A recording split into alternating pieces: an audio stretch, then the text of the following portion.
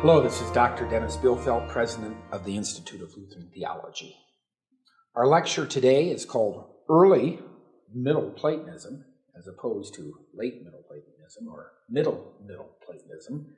We'll be talking about this tradition of thinking, and we're going to be talking about various thinkers here. And of course, all of this is with an eye towards appropriation theologically. In order to understand theology deeply, we have to understand the conceptuality of the world in which it was asserted. And so that means we need to know more about the academy. We need to know what was happening in the intelligentsia. And we're going to see, when we're in other courses that deal with patristics, how deeply these thinkers affected the thinking in the apologists and the anti-Nicene or anti-Gnostic fathers and the various patristics. But that's for another course. That's not this course, and I'll let someone else tell you all those things. Here, I just want to talk to you about Middle Platonism a bit. It's a return back from the skepticism that was at the new academy at its end. One could say it's a reaffirmation of Platonic dogmatism. I'm not sure I like dogmatism there, but it is going back to Plato. Ad fontes, right? Back to the source, back to Plato himself. It's an attempt to overcome the Stoic dominance that was displayed in the late Old Academy in physics and theology, and it's a movement towards monism, which of course is not particularly Platonic, but these thinkers thought that there was monism present in some of Plato's later thoughts. Well, there's a number of figures here. We'll talk about many of these. Philo of Larcissa, Antiochus of Ascalon, Posidonius, Acellus, Lucanus, Eudorus, Timaeus, Locus, Archytas, Eudorus of Alexandria. You'll see the dates. Major figures of late Middle Platonism, which will be the next lecture, include Philo of Alexandria. We normally say Philo. I'll use the Greek pronunciation, I think. Plutarch of Coronia, Numenius of Pamia, and Albinus. We'll talk about each of those. We'll start with Philo of Larcissa. And of course, I said that with him, the academy ended. He, like the rest of the skeptics, attacked the Stoic notion of foundations, these foundational experiences, which we sometimes talk about as the given. And of course, they have been attacked ever since the 1950s here within the analytical philosophy in the Anglo-American world. Philo of Larcissa, although he was certainly influenced by the skeptics, he thought that skepticism must give way to conviction. Provisional beliefs are acceptable. He was the teacher of Cicero, and maybe that's how he's most famous, actually. Our next thinker is Antiochus of Ascalon, late 2nd, early 1st century figure. There's a nice statue of him there. Looks like a good guy, some guy that could be walking around here in eastern South Dakota. He rejected skepticism, embraced more of a Stoic epistemology, and some of the ethics of both Plato and Aristotle. Probably is the first great Middle Platonist. Philo is more of a transitional figure. He deeply wanted to revive the old academy. However, he was not deeply interested in the Timaeus. He tried to synthesize elements of Plato, of the Stoics, of Aristotle. And of course, if you don't know this, if you hear the words peripatetic, think of Aristotle. They were walking around, philosophizing. By the way, that works very well because if you walk around, you don't go to sleep. That's why I lecture standing up. I don't know how people lecture sitting down, but you just think better when you're standing up. No writings survive from Antiochus. He talked about there being 4 basic elements, and of course this follows our good friend Aristotle. Talked about the sun, stars, minds, and gods being comprised of fire, Stoicism, hearkening back to Heraclitus, right? Fire, logos, all these things are connected. He combined the demiurge of the Timaeus with the world soul of the unwritten doctrines into a unitary rational force he called logos. Now this is pretty important. Logos. Wow. We talked about logos in Heraclitus a few lectures back. I did mention logos as the ordering principle within Stoicism.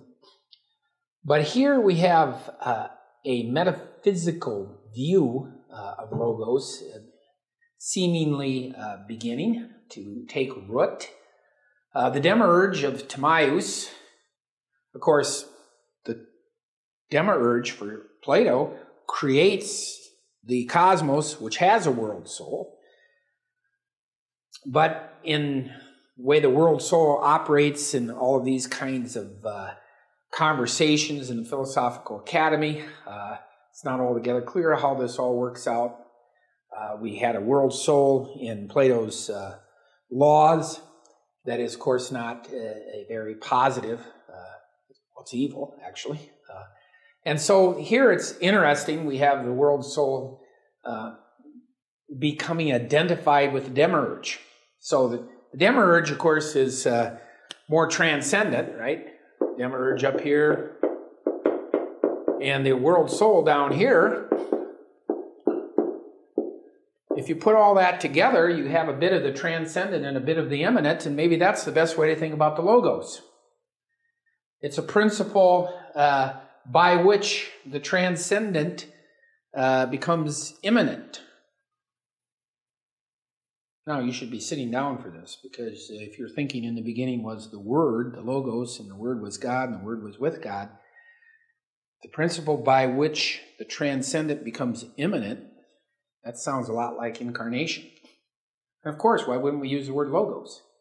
You see, there are connections here.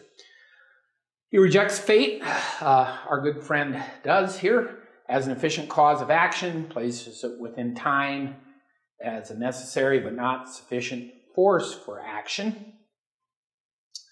So free will is preserved, right? By Antiochus. Free will is preserved. And then, of course, he now puts the demons down below in the sublunar region. And that's all we're going to say about Antiochus. Next, we have Posidonius, came around 100 BC. He headed the Stoic school in Rhodes. It's known to try to calculate the diameter of the earth and the distance of the sun. And actually, for a long time, people thought he got it right. Well, he actually came up with an answer, the diameter of the earth. It's not incorrect, really. It's pretty close. But it's like he got it wrong. He derived it wrong. He made an error here and another error there. They canceled out, and he ended up with the diameter of the earth being a little over 7,000 miles. So many stoa. And so, at any rate, quite a bright guy. He made minor contributions to math. He said that God is active and matter is passive. Well, that sounds like it could be part of the one and the dyad, when the dyad gets identified with matter, perhaps. Human beings bridge the gap between the supralunar realm. Now, that's the realm in the cosmos out beyond the moon, above the moon. Right? Supralunar, and the sublunar, below the moon, right? So this is a cosmology that's taking shape in these thinkers that would appear for many philosophers that would want to go back and read these things now as being quite naive, of course. Human beings cannot escape the forces of God, nature, and fate. The soul is immortal, and it exists without a body. There you go. Plato, of course, thought such things, and Posidonius is going back there. But he has a different view here. Souls originate in the sun and travel to the earth via the moon. Some become heroes, that's actually demons, and some human. So, Posidonius, interesting figure. What you should take away from that is that there's another guy thinking things, and tell you what, conversation is going on. We're having a period of philosophical activity. With Ocellus, Lucanus, we see someone strongly influenced by Pythagorean thought. When you think of Pythagorean, don't think the thought, don't eat beans, because, of course, that's one of the very famous Pythagorean sayings. Think the thought, all things are made of number, right? In the 2nd century BC, denied the notion of a final end to things, conflagration, which is in Stoicism. I didn't talk about that, and I won't. But anyway, he denied it. He held that the world is eternal. Why? Well, the world's like that. It is self-contained. It cannot grow or diminish because it has nowhere to grow into or diminish from. Circle, perfection, one, stasis, right? Think those thoughts. Generation and decay are only sublunar. It's below the moon, where the humans and the demons are. Not supralunar, where the gods live. Now, this is interesting when we talk about the gods. Gods show up every once in a while in these kinds of systems within Middle Platonism and older thinking and newer thinking, Neoplatonism. But the gods, these gods are like superhumans. They're not really gods in the sense that, of course, a Christian would think of a god or a Muslim would think of a god. These gods are moved by higher principles, right? Like the demiurge, for instance. The supralunar world, the world above the moon, causes changes in the world below the moon, and that's great. But the supralunar world is still material as being part of the cosmos. And then Ocellus, maybe this is following Pythagoreanism, one should avoid intercourse except for reproduction and should avoid alcohol as well. And by the way, don't eat beans. They all go together. Eudorus of Alexandria, he's interested in the Timaeus, argued a non-literal interpretation of it. Remember, we have all of these thinkers. Some of them are saying that it's literal. Aristotle thought we should take it literally. We find people who take it literally find it easier to critique, easier to attack than those who don't take it literally. But of course, the Neo-Pythagoreans or the Pythagoreans and the new Pythagoreans are not going to take this literally in general. They're going to take it as a deep writing that has deep meaning about how numbers comprise everything. He claimed that there is a supreme one above a lower one associated with the dyad, which emerged from it. So it seems seemingly here we have a one here. This is one, and then we have another one. I don't know if they're both monads. And then we have a dyad. So again, we have, think of the hundreds of years of people trying to think through how the one and the dyad relate. And what's so interesting about this stuff is when you study philosophy standardly, you kind of leave out all of this stuff. It's almost like it didn't happen, that, we have 7 or 8 centuries of guys trying to figure out how the one and the dyad interrelate.